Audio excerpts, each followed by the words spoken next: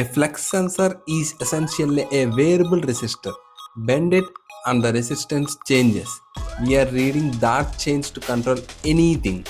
Here's what you need.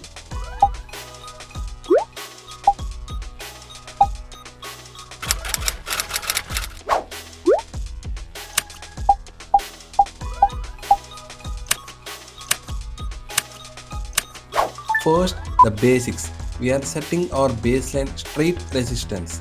Flex it past the threshold.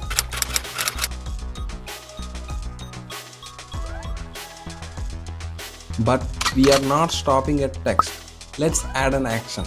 Now, flex detection triggers the power.